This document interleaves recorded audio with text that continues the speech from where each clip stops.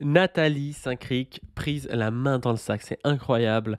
En gros, il y avait une séquence où elle était à côté de Mathilde Panot. Mathilde Panot, bon, j'irais bien sa séquence comme d'habitude, et ça faisait 5 minutes qu'on n'avait pas parlé de Jean-Luc Mélenchon. Et Nathalie Saint-Cric, elle a un gros problème avec Jean-Luc Mélenchon. Et donc, ce qu'elle a fait, c'est qu'elle a montré un message à les autres journalistes. Sauf qu'elle pensait ne pas être à l'antenne, elle pensait qu'on la voyait pas. Et on voit sur le message marqué JLM 1 PB. JLM 1 problème. Pour ramener encore une fois Jean-Luc Mélenchon sur la table et essayer de casser l'union, parce qu'elle a peur de l'union, et je peux la comprendre, hein, quand on a un salaire comme le sien, ça peut faire mal, hein. C'est vrai que le programme de l'avenir en commun, que même pas le programme de l'union, hein, mais le programme de l'avenir en commun faisait gagner de l'argent en dessous de 4 000 euros, sauf que 4 000 euros, c'est pas le salaire de Nathalie Saint-Cric, hein. Ça, c'est sûr que oui, si elle gagnait 4 000 euros, peut-être qu'elle voterait l'avenir en commun, mais là, c'est pas le problème, quoi. Vous allez voir un petit peu ce qui se passe. Du coup, vous avez cette séquence. Après plusieurs minutes, sans parler de Jean-Luc Mélenchon, Nathalie Saint-Cric, désespérée, tente de communiquer discrètement aux présentateurs en leur montrant une fiche sur laquelle on lit JLM, un problème. Les rapports de force, juste pour quand même avoir un peu de mémoire, avec toute mon amitié. Mais quand même, la dernière présidentielle en 2010... Vous voyez, là, il y a marqué... je ne sais pas si vous voyez. Là, il y a marqué JLM, un problème. 19, il y avait donc à peu près quand même avoir un peu de mémoire avec toute mon amitié. Elle écrit, regardez comment elle regarde. Là, il y a marqué JLM, un problème. La présidentielle en 2019, il y avait donc à peu près des listes à 6% pour Monsieur Glucksmann et Madame Aubry. On était à peu près à ça. Et puis ensuite, on a eu des présidentielles. Donc voilà. On va peut-être se regarder la séquence entière. C'est Le Média, hein, qui a trouvé ça. Bravo à eux. Bien joué, Le Média. Nathalie Saint-Cric est-elle obsédée par Jean-Luc Mélenchon? Voilà la preuve. C'est Nathalie Saint-Cric, donc, qui était placée à côté de Mathilde Panot. On se demande si c'est une punition, si elle a perdu un pari ou je ne sais quoi. Et on se demande... C'est une organisation malicieuse du plateau. C'est possible aussi, mais on se demande de qui, entre Mathilde Panot et Nathalie Saint-Cric, qui est la punition de l'autre. Qui est la punie? Oui, voilà, qui est la exactement. punition? Parce que vraiment, elle était très mal à l'aise, Nathalie C'est une Saint-Cric. double punition. Nathalie Saint-Cric, ouais, à côté de Mathilde Panot, je pense que ça a dû la mettre un peu mal, parce que vraiment, Mathilde Panot, c'est quelqu'un que moi que j'apprécie beaucoup. Parce qu'elle a cette hargne, sans paraître non plus agressive, mais vous voyez le truc, quoi. Elle se laisse pas marcher dessus, mais elle passe pas non plus trop agressive. Vraiment, j'aime bien j'aime bien ce qu'elle trouve comme équilibre, et je pense que ça fait rager les gens comme Nathalie Saint-Cric, quoi. Punition. Ça peut être une double punition. J'ose pas l'espérer. Et donc, Nathalie Saint-Cric était très très mal à l'aise pendant toute la séquence, et elle a cherché. Personne ne parlait de Jean-Luc Mélenchon, et donc elle s'est jetée à l'eau. Et regardez, elle pensait pas être à l'antenne. Voilà ce qu'elle a fait. Le geste est magnifique. Regardez, juste sur les rapports de force, juste pour quand même avoir un peu de mémoire avec toute mon amitié. Mais quand même, la dernière présidentielle en 2019, il y avait donc à peu près des listes à 6% pour Monsieur Glucksmann et Madame Aubry. On était à peu près à ça. Et puis ensuite, on a eu des présidentielles. Prise le doigt dans le pot de confiture, si on peut dire. Oui, lié à son obsession sur Jean-Luc Mélenchon. Alors après, c'est de bonne guerre, hein, comme elle a eu sa fameuse affiche disant qu'elle votait et qu'il fallait donc s'inscrire sur la liste électorale et voter. Bon, c'est de bonne guerre, on va dire ça comme ça, on va être sympa. Vous avez... Nathalie Saint-Cric, justement, j'aimerais bien vous lire un petit peu son pédigré, parce que je pense qu'il y en a qui ne se rendent pas compte de pourquoi Nathalie Saint-Cric déteste comme ça la gauche radicale. Nathalie Saint-Cric, donc, elle a 61 ans. Elle est chargée de commenter l'actualité politique lors des journaux de 20h qu'elle conserve après 2019. Okay. Elle dirige le service politique de France 2. Alors, Nathalie Saint-Cric, il y a un truc qui est intéressant.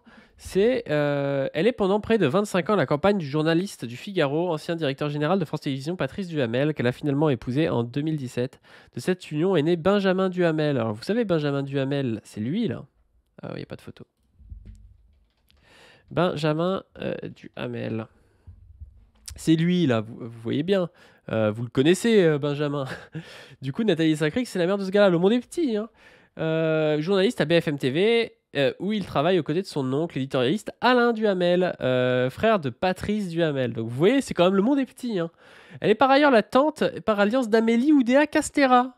Hein, nommé ministre des Sports en mai 2022 par Elisabeth Borne, puis ministre de l'Éducation le 12 janvier 2024, poste auquel elle a dû renoncer après 4 semaines de polémique sur ses propos controversés au sujet de l'école publique, où son fils aîné avait passé quelques mois en maternelle. Nathalie Saint-Cricq est diplômée à l'IEP de Paris, d'accord. Donc vous voyez en fait comme le monde est petit. Et moi je me dis, est-ce que Nathalie Saint-Cricq déteste Mélenchon parce que Benjamin Duhamel, son fils, s'est fait défoncer par Mélenchon. Je ne sais pas si vous vous souvenez de ce truc où Mélenchon défonçait le jeune Benjamin Duhamel. Je ne sais pas si vous vous souvenez de cet extrait. C'était un extrait de 2013 là, que je viens de retrouver, où en fait c'est sur Sciences Po TV, donc à l'époque Benjamin Duhamel est encore jeune à Sciences Po, et il se prend une masterclass de Mélenchon en mode ouais mais t'es un petit con de droite quoi. Il lui fait bien sentir que c'est un petit con de droite, et peut-être que Nathalie Saint-Cricq veut défendre son fils en crachant sur Mélenchon 10 ans après. Regardez ça, c'est trop drôle. Donc comme argument ils ont « Oh c'est très dur, les mains dans le cambouis, blablabla. Bla, bla, bla. » En fait ce sont des bons à rien qui justifient leur incapacité en disant c'est plus facile de parler. Peut-être l'exercice du pouvoir serait plus pragmatique. Que quoi? Que une opposition idéologique aujourd'hui. Parce que vous pensez que ce que je raconte est idéologique, c'est ça? Pas du tout. Si, c'est ce que vous dites. Peut-être que face aux réalités du pouvoir, vous seriez obligé de mettre de l'eau dans votre vin. C'est de faire face à la crise économique, à la crise sociale. Voilà. Et alors donc vous pensez que face... Vous voyez comme il est... Déjà à l'époque, il est plein d'idéologie néolibérale. C'est-à-dire, il y a la crise, il n'y a pas l'argent. Alors, il y a toujours l'argent pour les grandes entreprises, mais il n'y a pas l'argent pour augmenter les salaires. Et donc, du coup, exercer le pouvoir, c'est être en responsabilité, c'est forcément trahir ses engagements. Le mec pense déjà ça, le gars, il a 22 ans, quoi. Mais bon, c'est le fils de Nathalie Saint-Cricq, qu'est-ce que vous voulez? Il est baigné là-dedans depuis tout petit. Bon, peut-être que ça gagne des salaires à 5 chiffres à la maison dans sa famille. Après, peut-être que pour lui, il y a l'argent, mais peut-être pas pour tout le monde, quoi.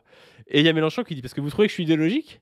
Parce que ce qui est drôle, c'est là-dedans, c'est que Benjamin Duhamel, il a l'impression de ne pas être idéologique là, quand il dit ça. Il a l'impression d'être pragmatique. Il a l'impression, en fait, que lui, il est neutre, quoi. Aux capitalistes et à la finance internationale. Je vous pose des questions, moi j'ai pas d'avis. Non, si vous avez un avis, vous exprimez. Moi, j'ai pas d'avis. Un avis. Vous venez de dire, écoutez, vous êtes typiquement un étudiant de Sciences Po, le crâne bourré d'idées libérales. Vous pensez, écoutez-moi, taisez-vous 5 minutes, on arrive au pouvoir et on devient pragmatique. On vous a appris ça, on vous a bourré ça dans votre petite tête. Non, quand on arrive au pouvoir, je vais vous expliquer ce qui se passe. On doit exercer le pouvoir. Moi, quand je suis arrivé comme ministre, j'ai rencontré une administration qui ne voulait pas de moi. Parce qu'ils me considéraient comme vous, comme un idéologue, etc. Jusqu'à ce qu'ils comprennent que ce que je disais avait une conséquence pratique, concrète, très concrète. Le programme, il s'est donc appliqué. Pourquoi? Parce que les fonctionnaires aiment servir. Ils aiment faire ce qu'on leur dit de faire, quand il y a un plan construit.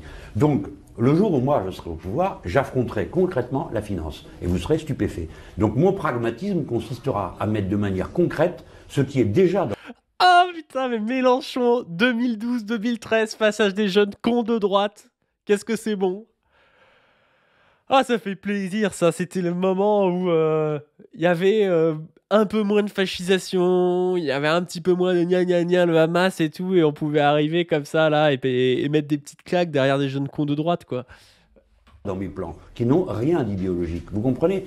Ça, c'est moi, je mets en garde les plus jeunes. Ne croyez pas à ce baratin. Quand on est au pouvoir, on a les mains dans le cambouis, ragnagna, et donc on ne fait plus rien parce que la réalité est inchangeable. Est-ce qu'en ce moment, du fait du manque d'échéance et de la tribune que vous avez perdue, que vous aviez pendant la campagne présidentielle, est-ce que vous n'êtes pas un peu dans un faux plat? Est-ce que vous n'avez pas un peu de mal à exister? Mais ferme-la, qu'est-ce que c'est que ces questions, quoi? Oh là là là là là là, le fils à maman qui vient nous la raconter comme ça, croire poser des questions dissidentes, mais c'est... Ah mais putain, mais... Allez, mange-le, Jean-Luc. Quelque chose qui est difficile pour vous? Le passage d'une activité énorme pendant la campagne d'aujourd'hui à vous avez évidemment moins d'échanges. Pas du tout.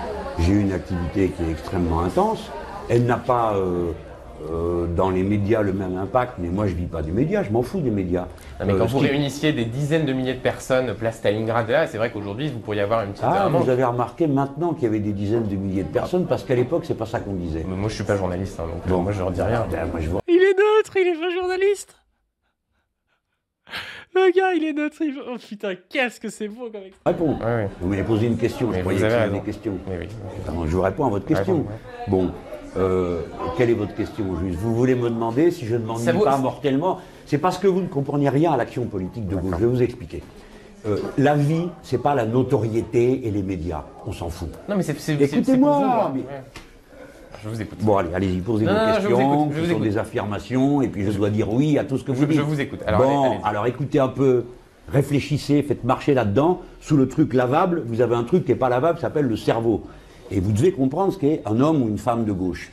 Nous avons une activité... Si vous savez pas qu'il s'est passé ça entre le fils de Nathalie Saint-Cric et Mélenchon, vous comprenez pas ce qui se passe actuellement entre Nathalie Saint-Cric et Mélenchon. Bon, évidemment, elle l'aime pas parce qu'il est de gauche, mais aussi parce que je pense qu'il y a un petit truc personnel que... Voilà, son fils s'est fait humilier. Constante dans l'histoire. Créer de la conscience de classe. Organiser. Former. Conscientiser. Ça, c'est tous les jours. Et puis, il y a des moments aigus et des moments plus bas. Alors, dans les moments aigus, par exemple les campagnes électorales, beaucoup de gens s'intéressent à la politique. À ce moment-là, le système médiatique fait tout ce qu'il peut pour faire obstacle. D'accord? Le CSA couvre des abus de pouvoir absolument incroyables. L'UMP et le PS tiennent tout. Leurs journaux, le quotidien Socialiste Libération ou le quotidien Centre-Droit Le Monde, est là pour bétonner. Et puis des dizaines de gens sont partout, qui sont des bons socialistes, qui sont tous en train de préparer une carrière dans les bonnes écoles, et posent les bonnes questions. Voilà. Donc ça, c'est le moment où nous avons beaucoup de mal, contrairement à ce que vous avez l'air de raconter maintenant, nous avons eu beaucoup de mal à nous faire entendre à ce moment-là. Mais pour nous, c'est un moment unique de politique, avec des moments médiatiquement plus forts et des moments médiatiquement plus faibles. Mais le média n'a aucune importance. Il fait partie, c'est l'autre épiderme du système. Ce qui est important, c'est le travail qu'on fait. Alors si vous pensez que je suis en train de me tourner les pouces en ce moment, quand je fais le tour d'Europe, et le tour du Maghreb, je nomme, c'est qu'on n'a pas la même vision de l'activité. Alors, je reviens 2 secondes sur votre... À propos, pendant qu'on y est, vous avez sans doute noté qu'en septembre dernier, pour la première fois dans l'histoire de France, il y a eu une manif contre un traité européen qui avait 80 000 personnes. C'est vrai. Je reviens 2 secondes sur votre relation avec les journalistes et les médias. Oui. Est-ce qu'il n'y a pas un petit paradoxe? Parce que c'est vrai qu'on voit que vous les aimez pas, vous tapez un peu dessus, mais de l'autre... Non, je tape beaucoup dessus. Mais de l'autre, vous avez ce côté bête de scène, je veux dire, ils vous adorent, vous faites de l'audience. Et vous vous en servez, paradoxalement. Oui, bien sûr. Putain! Il était déjà comme ça à l'époque, quoi. Le mec était déjà, il détestait déjà Mélenchon, à essayer de dire est-ce que c'est pas ambivalent, un peu ambigu votre position par rapport aux médias? Ce serait mieux que vous retourniez dans une grotte à pas parler dans les médias. Putain, mais il est teubé le gars, mais c'est un enfer. Hein. Bien sûr. Et alors, quelle est la question? Est-ce que c'est pas un peu craché dans la soupe? Ah, parce que c'est une soupe pour vous. Jamais pas. Vous comprenez l'expression? Non. Vous comprenez pas? Quelle est la soupe? Qu'est-ce que je mange, moi, là-dedans? Racontez-moi, monsieur. Vous contribuez au système médiatique qui vous aime et qui vous invite. Voilà. Donc, je ne devrais pas y aller. Mais c'est pas ce que je dis. Attendez, je vous pose la question. Je ne devrais pas y aller. Mais c'est pas la question, c'est pas moi. Parce que ce que vous ne comprenez pas, c'est la nature de la démocratie. La démocratie, par exemple, moi, j'étais contre le Sénat. J'ai siégé au Sénat 20 ans. Je suis contre l'Union européenne. Je siège comme député. Ça s'appelle la démocratie. Dans une assemblée, il n'y a pas que ceux qui sont d'accord. Donc moi, je suis un ennemi du système médiatique. Écoutez-moi. Le système médiatique est la deuxième peau du système. J'utilise toutes ces contradictions pour jouer contre lui. Il m'utilise, je l'utilise. Je ne m'en cache même pas, je lui dis à la télévision. Vous me manipulez, je vous manipule. Je prends un tout petit exemple, la soirée GQ. Voilà, le magazine chic de l'homme, vous avez été élu homme de l'année. Alors votre idéal révolutionnaire, c'est Robespierre. On imagine mal aller prendre un verre avec Vincent Bolloré ou Teddy Riner. Enfin, vous voyez un peu le paradoxe qu'il y a quand même? Non. Pas du tout. Je vois que je suis habile. Vous en parlez. Oui, mais donc ça veut dire que pour vous, GQ, c'est quelque chose, voilà, ça vous fait plaisir. Je comprends pas la question. Vous comprenez pas la question? Allez, mais c'est trop drôle, le gars, il est trop con, mais... je sais pas, t'es candidat au présidentiel, s'il y a des mecs qui te décernent des prix, tu peux aller serrer des pinces et te normaliser et te montrer, bah tu le fais, tu vois, enfin... Non, mais moi, ça m'est égal. Quand vous croyez, par exemple, quand je monte sur une tribune dans le froid, avec un mégaphone, vous pensez que ça me fait plaisir? Mais ça ne m'étonne pas. Vous êtes un petit bourgeois hédoniste, comme tous les gens de votre gestion. Non, mais écoutez-moi, j'essaye de vous rectifier, de vous aider à réfléchir. Je vous remercie. Oui, bah, bien sûr, vous pouvez me remercier, je suis votre aîné, je vous apprends quelque chose. Je vous demande de comprendre que la vie n'est pas une mascarade sur une scène. C'est une lutte. C'est un rapport de force. Donc, je construis des rapports de force par toutes les failles du système. Je n'en ai pas d'autres. Comme le syndicaliste, qu'est-ce que vous croyez qu'il fait? Il utilise la loi qui lui permet de contester le patron. Il devrait arrêter, parce que d'une certaine manière, il légitime l'ordre. Vous voyez, dans votre esprit formaliste et tétanisé par les apparences, pour vous, tout ça, c'est un spectacle. Pour nous, c'est une lutte. Voilà, c'est ça la différence. Merci Jean-Luc Mélenchon d'avoir répondu à ces questions. Revenez quand vous voulez. Je reviendrai, on se retrouve tout de suite dans le tac au tac. C'est énorme, putain. Il y a mis une petite fessée. Donc on va se re-regarder la séquence avec Nathalie Saint-Cric un peu plus longue. Et vous allez voir, en fait, là maintenant vous comprenez mieux pourquoi Nathalie Saint-Cric a une petite dent contre Jean-Luc Mélenchon. Déjà qu'elle n'aime pas la gauche radicale, alors Jean-Luc Mélenchon en particulier, c'est pas ça. La manière dont les Polonaises ont réussi à faire partir l'extrême droite du pouvoir, eh bien, c'est justement par des mobilisations, notamment autour de l'interruption volontaire de grossesse, donc sur les droits des femmes à disposer de leur corps, comme si vous saviez, disposer de votre corps, c'était aussi disposer de son destin. Pour le coup, c'est bien sûr. D'ailleurs, c'est une des victoires que nous avons gagnées, celle de... J'aime bien parce qu'ils disent tout le monde est d'accord, c'est vrai. Mais la réalité, c'est que ces combats-là, ils ont été portés quand même par des gens. Et vous allez pas me faire croire que c'est Nathalie Saint-Cric qui a porté ce combat-là. Et encore une fois, c'est facile de dire après coup, oui, moi j'étais d'accord. Oui, mais ce combat-là, ils ont été portés historiquement par des féministes. Qui sont pas de la gauche, centre-gauche un peu molle. Le combat de la constitutionnalisation, actuellement, je crois qu'il y avait le PCF aussi dans le coup à un moment donné, et qu'il y avait Mathilde Panot. C'est pas Nathalie Saint-Cric qui a porté le combat. De la constitutionnalisation. C'est pas vous qui l'avez décidé. Mais je le dis... oui, enfin, c'est moi qui l'ai présenté, qui l'ai gagné en premier à l'Assemblée. Donc, vous pouvez un peu faire taire votre haine vis-à-vis de nous à ce moment-là. Je suis extrêmement calme. Je le dis juste pourquoi. Ah oui, c'est pour ça. Elle s'est pris une petite fessée et c'est là. Sur les rapports de force, juste pour quand même avoir un peu de mémoire avec toute mon amitié. Mais quand même. Ouais, attends, son papier, regardez comment elle regarde. Regardez comment elle regarde. JLM, un problème. La mère du petit Benjamin qui s'est pris une fessée par JLM. La dernière présidentielle en 2019. Il y avait donc à peu près des listes à 6% pour la manière dont les... Donc voilà. N'hésitez pas à aller voter le 30 juin et le 7 juillet pour que Nathalie Saint-Cric dégage. Je vote, elle dégage. Allez voter pour ça, pour faire chier Benjamin Duhamel. N'hésitez pas à donner sur le Tipeee. N'hésitez pas aussi à vous abonner à cette chaîne et à vous abonner à la chaîne principale. Faites ce que vous pouvez pour qu'on gagne. Parlez-en autour de vous. Militez, rejoignez les associations, des syndicats, des partis. Faites ce que vous pouvez. Et sur ce, je vous dis à plus.